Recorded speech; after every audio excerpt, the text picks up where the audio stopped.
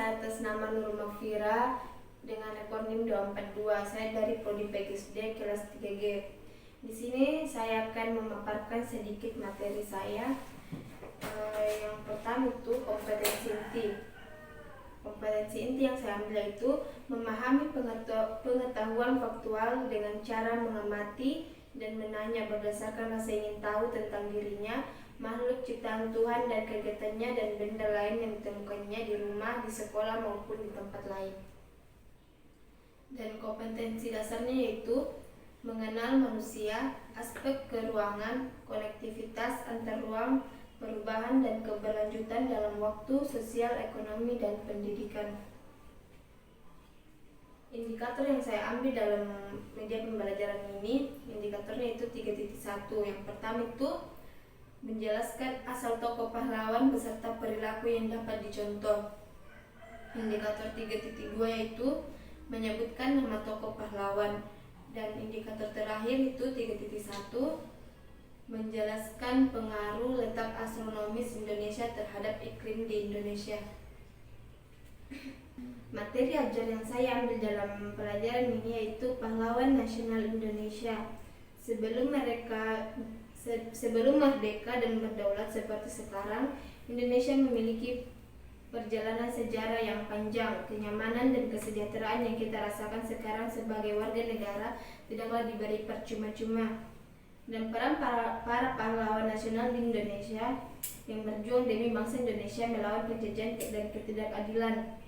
Bangsa kita dibesarkan oleh sejarah. Itulah sebabnya sebagai generasi bangsa kita patut memaknai sejarah sebagai pelajaran hidup untuk lebih baik lagi. Dari peristiwa sejarah Indonesia, kita dapat belajar banyak hal dari para pahlawan nasional atas pengabdian dan keberaniannya untuk berjuang demi bangsa Indonesia. Dinobatkan sebagai pahlawan nasional tentu bukan hal sembarangan. Para pahlawan nasional tersebut pasti orang yang hebat dan memiliki andil besar terhadap kemerdekaan bangsa Indonesia. Mengenal para pahlawan nasional berarti belajar memaknai sejarah dan menghormati jasa perjuangan mereka di masa lalu. Hal yang bisa dicontoh dari tokoh pahlawan yang pertama itu semangat nasionalisme dan patriotisme yang tinggi. Yang kedua, persatuan dan kesatuan. Yang ketiga, cinta tanah air. Dan yang terakhir itu rela berkorban tanpa pamrih. Masih banyak hal yang bisa dicontoh dari para pahlawan Indonesia.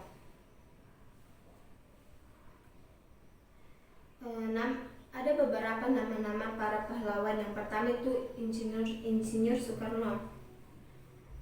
Insinyur Soekarno atau akrab juga disapa dengan Bung Karno adalah Presiden pertama Republik Indonesia yang lahir pada tanggal 6 Juni 1901 di Surabaya. Gramet pasti sudah tidak asing dengan pahlawan nasional kita yang satu ini. Sang proklamator ini memiliki peran yang sangat penting bagi kemerdekaan Indonesia, bahkan sejauh sebelum Indonesia merdeka. Insinyur Soekarno sudah berjuang sejak usianya baru berusia 14 tahun dengan bergabung dalam organisasi kepemudaan Jong Java saat sekolah di Hogere Burgers School, Surabaya. Nama pahlawan yang kedua itu Muhammad Hatta. Muhammad Hatta atau akrab juga disapa Bung Hatta adalah wakil presiden Indonesia pertama kali yang memiliki peran penting dalam peristiwa proklamasi kemerdekaan Indonesia. Sang proklamator ini lahir di Bukit Tinggi pada 12 Agustus 1902. Bung Hatta merupakan negarawan intelektual yang mendampingi Insinyur Soekarno memperjuangkan kemerdekaan Indonesia dari jajahan Belanda. Ia dikenal sebagai aktivitas dan organisatoris saat bersekolah di Belanda. Yang ketiga itu Bung Tomo atau akrab juga disapa Bung Tomo adalah pahlawan nasional yang lahir pada tanggal 3 Oktober 1920 di Surabaya dan tumbuh di dalam keluarga yang sangat menghargai pendidikan. Bung Tomo berperan penting dalam pertempuran di Surabaya pada tanggal 10 November 1945 yang kemudian sekarang kita peringati sebagai Hari Pahlawan. Semboyan Bung Tomo yang paling populer sampai saat ini adalah Merdeka atau Mati, menjadi semangat bangsa hingga saat ini. Nama pahlawan yang ketiga yaitu Tan Malaka atau bernama lengkap Sultan Ibrahim adalah pahlawan nasional yang berperan penting dalam kemerdekaan Indonesia. Namun banyak orang yang kurang mengenalnya. Padahal namanya sangat melegenda, bahkan kisah hidupnya pernah diteliti oleh sejarawan Belanda bernama Harry Albert Poyse selama berpuluh-puluh tahun. Yang nama pahlawan yang berikutnya itu Sukarni Kartodiwirjo, merupakan salah satu pahlawan nasional asal Jawa Timur yang berperan penting di balik sejarah proklamasi kemerdekaan Republik Indonesia pada tanggal 17 Agustus 1945. Dalam peristiwa bersejarah tersebut, Sukarni mewakili kelompok muda untuk mendesak Soekarno dan Muhammad Hatta segera memproklamasikan kemerdekaan. Ia dan pemuda lainnya lah yang menculik kedua pemimpin tersebut di Rangis Dengklok, Jawa Barat untuk secepatnya menyusun teks proklamasi. Yang berikutnya itu Ki Hajar Dewantara atau yang bernama lengkap Raden Soewardi Soejaningrat adalah pahlawan nasional yang datang dari keluarga bangsawan keraton dan menjadi aktivis pergerakan kemerdekaan. Ia adalah pahlawan yang memiliki peran penting dalam pembangunan bangsa hingga disebut sebagai Bapak Pendidik Indonesia. Ia adalah Menteri Pendidikan dan Kebudayaan pertama Indonesia yang mendirikan sekolah bernama Perguruan Nasional Taman Siswa atau yang dikenal sekarang adalah Taman Siswa. Yang berikutnya itu Pangeran Diponegoro. Pangeran Diponegoro adalah pahlawan nasional dari Tanah Jawa yang lahir pada 11 November 1785 di Kesultanan Yogyakarta dan wafat di Makassar yang saat itu masih Hindia Belanda pada 8 Januari 1855. Ia adalah sosok penting pada Perang Diponegoro atau Perang di Jawa melawan penjajah Hindia Belanda mulai tahun 1825 sampai 1830. Perang ini adalah perang yang paling banyak menelan korban dalam sejarah perjuangan bangsa Indonesia.